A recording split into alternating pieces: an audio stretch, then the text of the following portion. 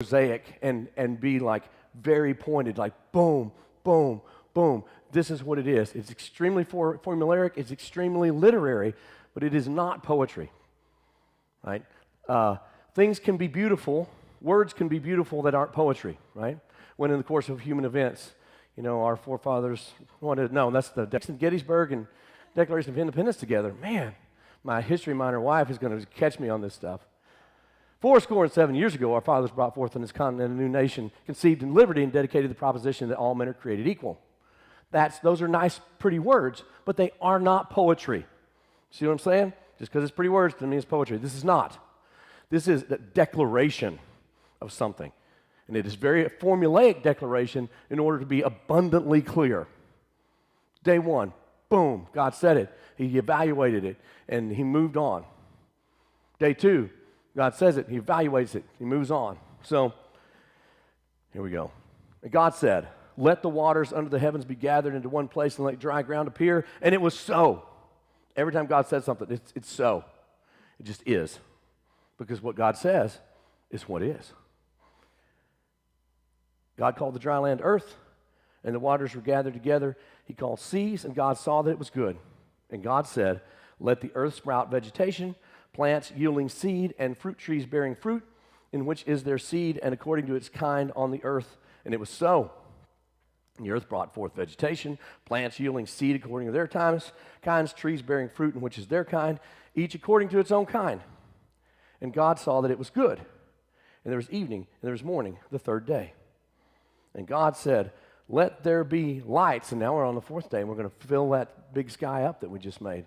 Let there be lights in the expanse of the heavens to separate the day and the night. Let them be for signs and seasons and for days and years. And let them be lights in the expanse of the heavens to give light upon the earth. And it was so. God made the two great lights, the greater light to rule the day and the lesser light to rule the night. Oh, also the stars, by the way.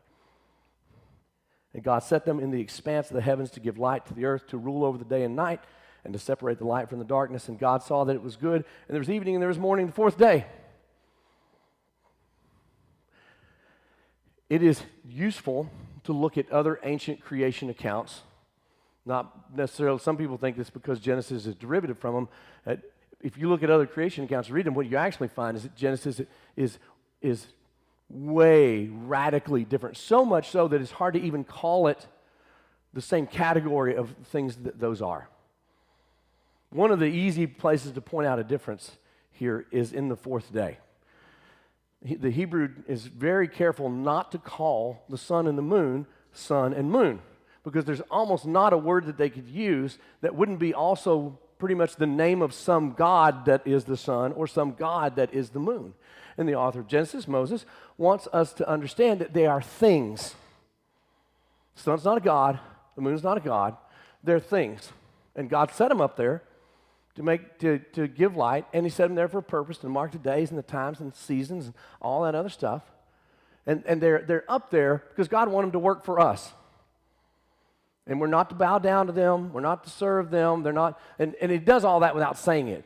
It utterly depersonalizes the sun and the moon. So almost everywhere, the sun and moon were deities in the ancient world. And so, but here, they're just things. And in fact, God didn't actually have to have them, because we had 3 days without a sun and without a moon. And God could have just kept doing it that way if he wanted to, but he decided, we're going to put some stuff up there. It'll be pretty. And oh, by the way, the stars don't chart your fate. They're there literally to look pretty. Oh, and he made the stars. Ain't that pretty? Yeah, it is pretty, turns out. So, anyways, burn your horoscopes, that's all.